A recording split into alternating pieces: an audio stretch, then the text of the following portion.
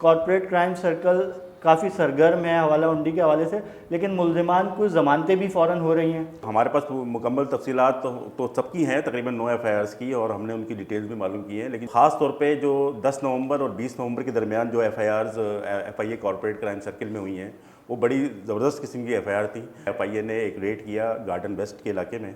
और garden waste के इलाके में एक्चुअल वो रेड जो था वो हवाला हुंडी के हवाले से था। लेकिन वहाँ पर उनको बेनामी कंपनीज़ की जो है वो एक मुकम्मल फहरिस्त मिली। सोल्जर बाज़ार के एक फ्लैट पर रेड किया गया, और उस रेड में भी काफ़ी ऐसे आइटम मिले जिसमें बेनामी कंपनियों के बहुत सारे शवाहिद थे। अस्सलाम वालेकुम नाज़रीन, मैं हूं आपका होस्ट आदिल जवाद और मेरे साथ हैं सीनियर सहाफ़ी नादिर ख़ान। नाज़रीन, हम आपको एफ़आईए के हवाले से मुख्तलिफ़ प्रोग्रामों में एफ़आईए की कारकर्दगी और उस पर उठने वाले सवालात के हवाले से आगाह करते रहते हैं। हाल ही में यानी गुज़श्ता 2 से 3 माह के दौरान एफ़आईए कराची के डायरेक्टर की तब्दीली हुई है और उनके जगह तकरीबन 3 माह से ज़्यादा 3.5-4 माह हो चुके हैं।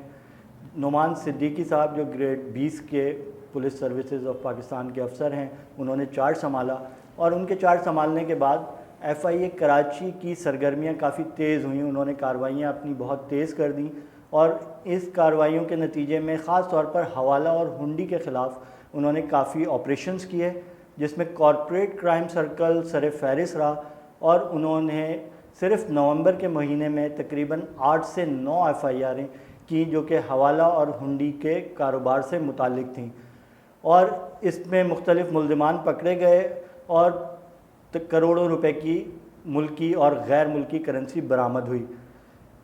यहाँ तक तो बात समझ आती है, लेकिन एक चीज़ जिस पे हमने, चूँकि हम इन ख़बरों की या एफ़आईआर जो एफ़आईए की जानिब से जो इत्तलात दी जाती हैं, हम उसके पीछे जाने की कोशिश करते हैं कि इन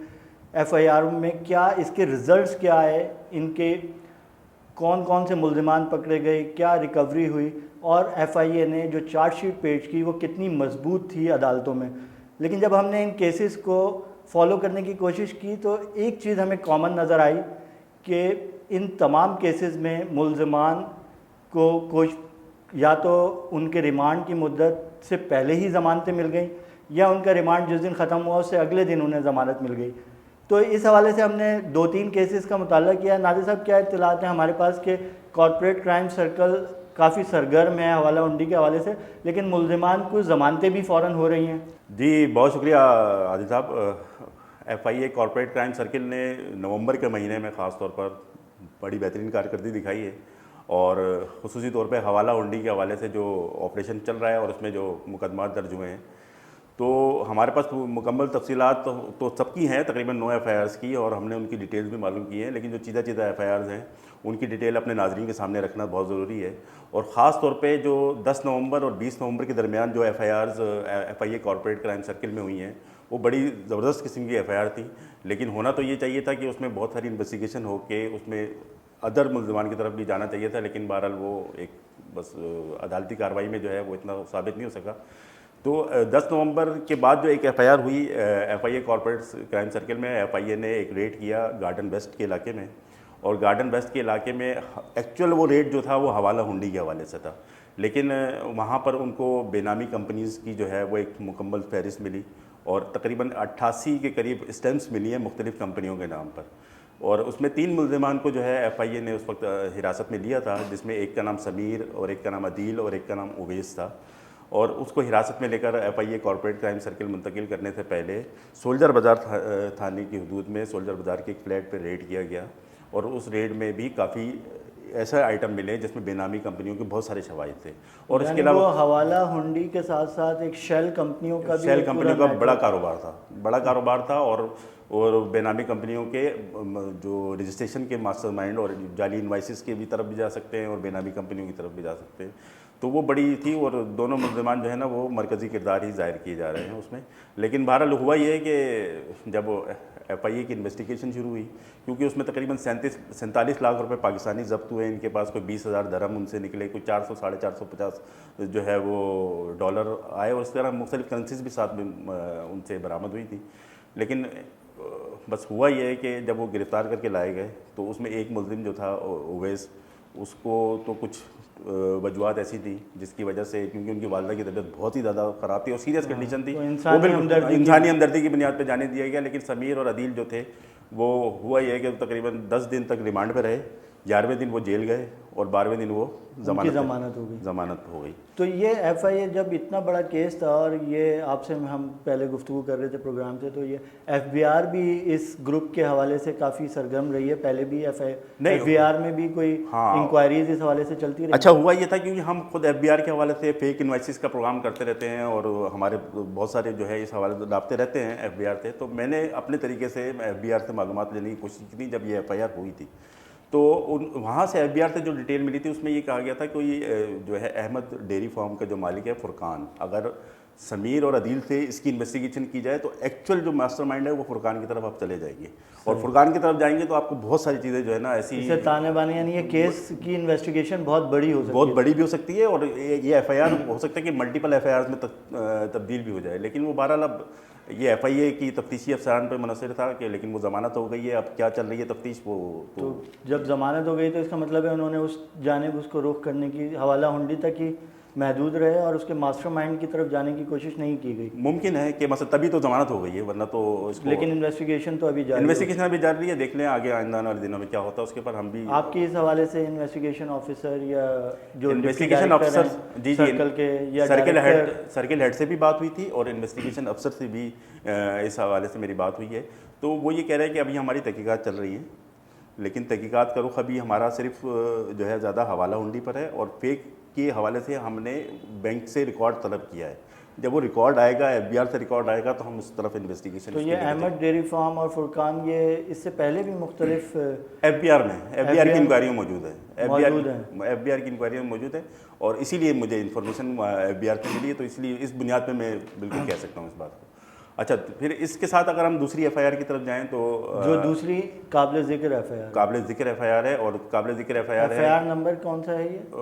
एफआईआर नंबर आपके पास, हम अपने नाज़रीन को दिखा भी सके ना इस एफआईआर? नहीं, ये तो एक एफआईआर है। इससे पहले हम एक जनरल कॉलोनी में एक रेड हुआ जी और एक मुल्जिम जो है अरेस्ट किया गया, आसिफ नाम का मुल्जिम अरेस्ट किया गया। लेकिन हुआ यह है कि उसके पास से भी कोई इतनी ज़्यादा अमाउंट निकली नहीं। वो आर्मी जनरल कॉलोनी की वजह से, फिर सर्च वारंट हासिल करने की वजह से कुछ ताख़ीर हुई, बहुत सारी अमाउंट निकल गई, ये एफआईए का कहना है। और एफआईए ने कहा है कि हमें बहुत सारी अमाउंट निकल सकती थी लेकिन वो मिली नहीं। लेकिन दूसरी तरफ ये हुआ, मुल्जिम को जब गिरफ्तार करके लाया गया तो वो 1 हफ़्ता रिमांड पर रहा, 7वें दिन वो जेल से बाहर हुआ, मतलब जेल गया और 8वें दिन वो जेल से रहा हुआ। मतलब इसकी भी मतलब ये भी, हालांकि ये आसिफ नामी मुल्जिम वो है जो 2-3 महीने पहले की बात है, सुपर हाईवे पे एक रेड हुई, पुलिस ने कार्रवाई की थी, इनकी गाड़ी से $5 लाख बरामद किए गए थे, लेकिन उस वहाँ पर भी कुछ भी नहीं हुआ, एफआईआर भी नहीं हुई। ऐसे तो आपकी सुपर हाईवे पुलिस पे इस हवाले से किसी से बात हुई? नहीं, पुलिस का रब्ता तो किया था लेकिन पुलिस ने तो इनकार ही कर दिया, क्योंकि वो जब ऑन रजिस्टर्ड है ही नहीं तो वो उन्होंने मानने से इनकार कर दिया। लेकिन सोर्स रिपोर्ट मेरी कंफर्म है जिसके अंदर मुझे ये तला है कि ये इनको ही हुआ था, लेकिन इसके ऊपर कोई कार्रवाई नहीं। और यहाँ पर भी मामला ये हुआ, इनके साथ ह्यूज अमाउंट निकलने वाली थी, लेकिन वो सर्च वारंट का एफआईआर कहना है कि सर्च वारंट मिलने में ताख़ीर हुई थी, इसलिए हमें वो न। लेकिन मामला ये हुआ कि इन्वेस्टिगेशन तो यही है कि आप जेल जाते हैं और अगले दिन आपकी ज़मानत हो जाती है। ज़मानत इसमें इस नवंबर में जो है वो सबसे दिलचस्प जो एफआईआर है वो एफआईआर 27/2024 जो दिलचस्प आपके ये सोर्स रिपोर्ट है आपके पास, अगर आप इसको पढ़ें तो फिर आपको इसमें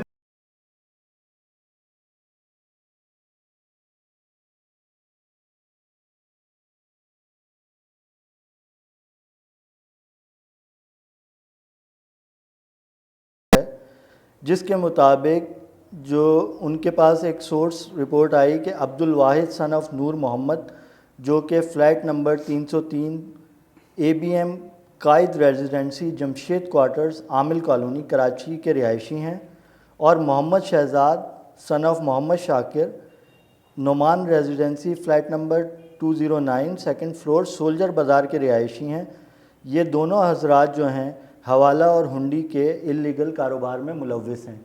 अच्छा, इसी एफआईआर जो मेरे पास मौजूद है, हम ये नाज़रीन को अपनी स्क्रीन पे भी देख सकते हैं। इसी एफआईआर के मुताबिक, जब इस सोर्स रिपोर्ट के मुताबिक उन्होंने पहला एफआईए ने रेड किया हवाला और हुंडी के इल्लीगल कारोबार के मुनासबत से, तो उन्होंने आमिल कॉलोनी यानी मज़ार कायद के सामने जो कायद रेजिडेंसी जो है ABM Quaid residency Jamshed quarter, यहाँ पे इन्होंने पहला रेड किया और इस पहले रेड में एफआईए ने जो है वो कुछ उन्हें सुहेल अब्दुल वाहिद जो हैं अब्दुल वाहिद सन ऑफ नूर मोहम्मद के बजाय उन्होंने वहाँ से गिरफ़्तार किया है मोहम्मद शहजाद सन ऑफ मोहम्मद शाकिर को, और उनके वहाँ से उन्होंने तकरीबन 1 करोड़ रुपए की पाकिस्तानी करेंसी बरामद की है। और उसके बाद मोहम्मद शहजाद को गिरफ़्तार करके उन्होंने उसे ले गए एफआईए के सर्कल में, कॉर्पोरेट क्राइम सर्कल, और वहाँ से फिर दोबारा इंट्रोगेशन के दौरान वो सोल्जर बाज़ार में वाक़ अपने घर में ले गए, जहाँ से 55 लाख रुपए और दीगर जो डिजिटल आलात उन्होंने बरामद किए हैं। तो इसमें लेकिन एफआईआर में इंटरेस्टिंग बात यह है कि एफआईआर में जो असल जहाँ से 1 करोड़ रुपए बरामद हुए और जो कि सोर्स रिपोर्ट में भी वाज़े तौर पे था कि अब्दुल वाहिद सन ऑफ नूर मोहम्मद इस इलीगल कारोबार में मुलव्विस हैं, उनके ख़िलाफ़ कोई कार्रवाई नहीं, ना उन्हें नॉमिनेट किया गया एफआईआर में, ना इसकी क्या वजह, मैंने अगले भी डॉक्यूमेंट्स पढ़ने के मुझे समझ नहीं आया। अच्छा, दिलचस्प बात यह है कि जो सर्च वारंट था एफआईए कॉर्पोरेट क्राइम सर्किल में, वो भी अब्दुल वाहिद बलोच के घर का ही था। सही। और ह्यूज अमाउंट भी जो है, जो 1 करोड़ 4 लाख रुपए जो एफआईए की एफआईआर के मुताबिक जो जाहिर हो रही है,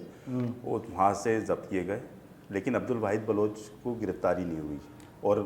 ना गिरफ्तारी हुई, ना एफआईआर में नॉमिनेट हुआ, ना एफआईआर में लास्ट लाइन में ये लिखा है कि उनका रोल डिटरमिन किया जाएगा। पर लेकिन डिटरमिन क्या होगा? डिटरमिन ये होगा कि 14 चीज़ बरामद हो रही है उसे बिल्कुल भी उन्होंने। अच्छा, फिर डिटरमिन क्या होगा? 14 नवंबर को एक मुल्ज़िम गिरफ्तार होता है, 15 नवंबर को वो अदालत में पेश होता है, और उसके बाद 6-7 दिन तक वो जो है वो कॉर्पोरेट क्राइम सर्किल में रहता है, और 21 नवंबर को आई थिंक, या 21 या 22 नवंबर को वो जेल जाता है, और इसके एक दिन के बाद वो जेल से वो, अगर एक हफ्ते की जो कारकर्दगी है, क्योंकि 28 नवंबर को ये चार्जशीट जो है वो, ये जो हम अपनी स्क्रीन पे चला रहे हैं, ये जो अदालत में पेश हुई है इंटरिम की सूरत में, और इंटरिम की सूरत में इसमें तो कोई ऐसी बात नहीं, जो एफआईआर के अंदर जो मंदरजात लिखे हुए हैं वही एज इट इज़, इसमें एक आध लाइन का इजाफा करके बस छाप दिया गया है। इसके अलावा तो कोई इंटरोगेशन नहीं है कि 8 दिन तक आपने जो है वो एक मुल्ज़िम को रखा। अच्छा, इसमें एक चीज़ और कॉमन है, जो पिछले हमने 2 केसेस जिक्र किए, वो केस में 6 दिन का रिमांड लिया एफआईए ने, 5 दिन का, यानी ये 14 तारीख को एफआईआर हुई है, 15 को अदालत से रिमांड लिया 19 तारीख तक का, यानी 5 दिन का रिमांड लिया एफआईए ने। उनको 19 तारीख को जो है इनको जेल कस्टडी होती है, और 21 तारीख को इनकी ज़मानत हो जाती है।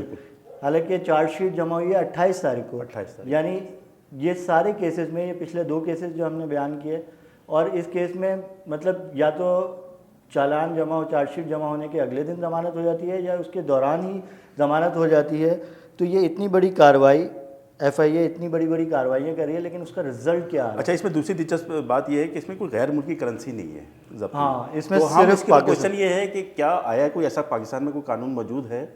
कि अगर गैर मुल्की करेंसी नहीं है मौजूद, और पाकिस्तानी रकम वो कितनी घर में रख सकता है? मेरे ख्याल में तो कोई ऐसा कोई कानून वाज़े नहीं है कोई कानून। और कोई दोनों जगहों से जो बरामदगी दिखाई गई है वो पाकिस्तानी रुपीज़ ही बरामद किए गए हैं। इसमें एक और चीज़ बड़ी इंटरेस्टिंग है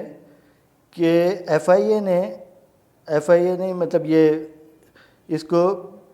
जो हम चार्जशीट में देखते हैं कि इसके अंदर दौरान इंटरोगेशन जो मोहम्मद शहजाद हैं, सन ऑफ मोहम्मद शाकिर,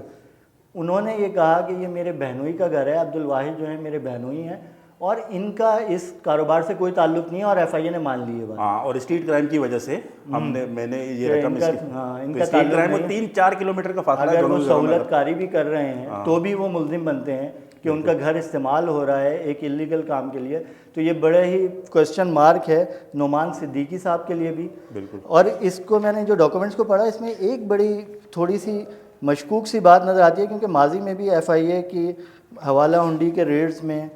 ये सवालात उठते रहे हैं कि जो रकूम बरामद होती हैं वो पूरी तौर पे शो नहीं की जाती हैं, या वो जो है स्टेट बैंक के लॉकर से भी गायब हुई हैं। तो इसमें ये बड़ी इंटरेस्टिंग बात है कि कहीं पे जैसे कि रिमांड रिपोर्ट आप पढ़ें तो इसमें जो इनके अब्दुल वाहिद के घर से जो 1 करोड़ रुपए बरामद किए गए हैं उनका जिक्र नहीं किया गया, सिर्फ उसे लिखा गया ह्यूज अमाउंट, और कहीं एफआईआर में वो उसको मेंशन किया गया है। फिर आगे भी आप देखें कि मुख्तलिफ जो इसमें जो विटनेसेस हैं FIA के, सारा सरकारी विटनेसेस ही हैं। एक प्राइवेट विटनेस उन्होंने रखा है जो कि जिसे शो किया है कि उनका हमसाया है जी, अदील शहजाद। अदील शहजाद, जी जी, जो कि नाम से भी ऐसा लग रहा है कि पता नहीं कोई इन्हीं का कोई रिश्तेदार तो नहीं है। तो इसमें 2-3 जगह जो है कहीं पे वो रकम लिखी गई है, कहीं ह्यूज अमाउंट लिखी गई है, लेकिन जो रकम